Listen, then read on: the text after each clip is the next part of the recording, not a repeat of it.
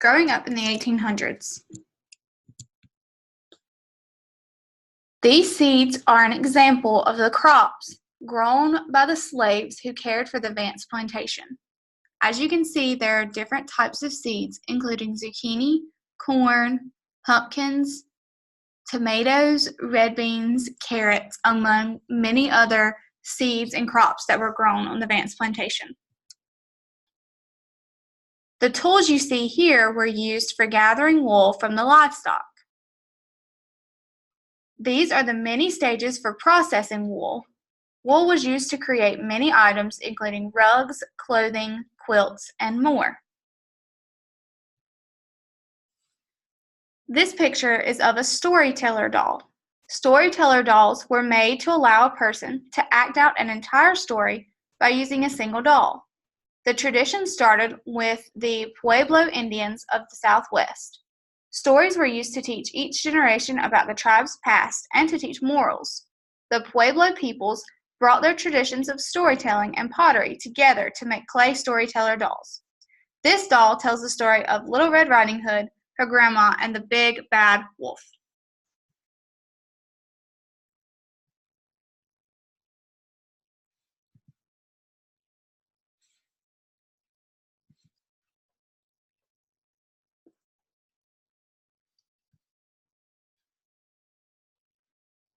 This is a picture of the butter mold.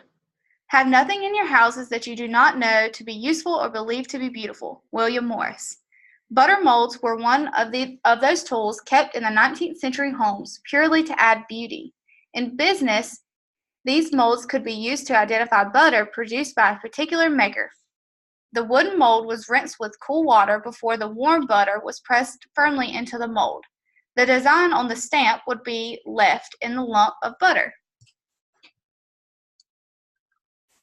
This is a shuttle. A shuttle like this is used to help weave cloth or rugs on looms like the one on the loom house outside.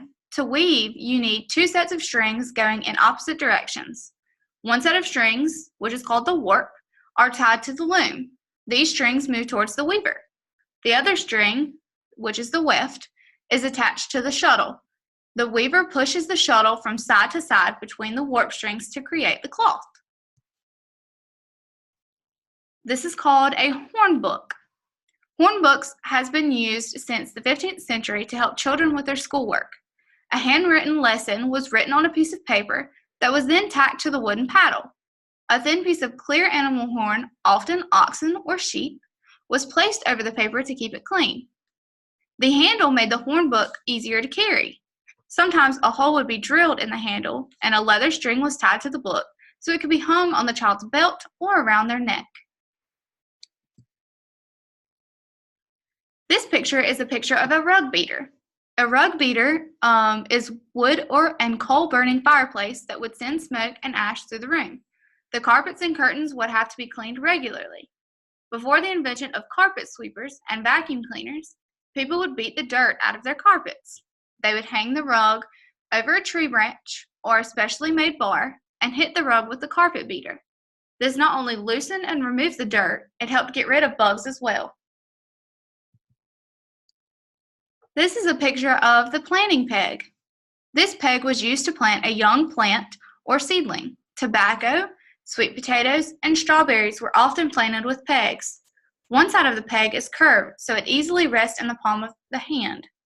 A hole was made in the ground with the peg, and a plant was dropped into the hole.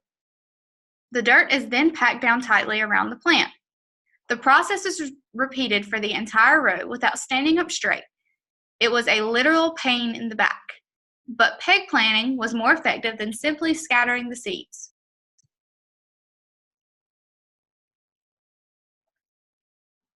This is a picture of an acrobat toy, one of the many types of dancing and moving toys common in the 19th century. Gently squeeze the two sticks together at the bottom to make the acrobat flip and do tricks.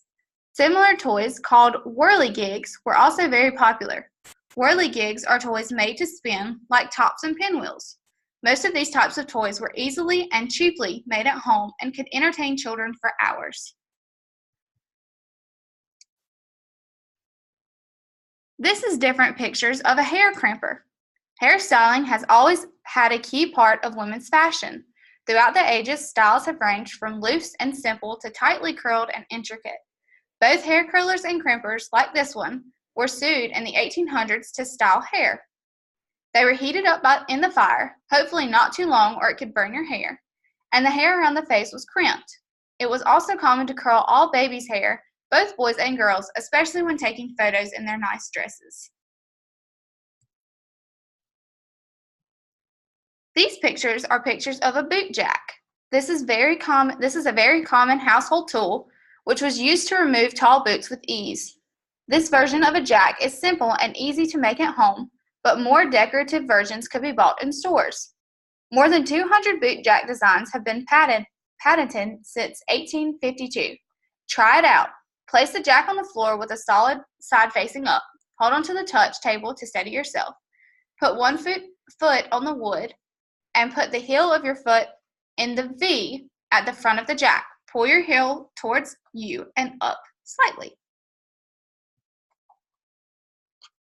The tools that you see here were used to maintain crops and tend to different aspects of the farm. The following slides show additional tools used to maintain the Vance plantation.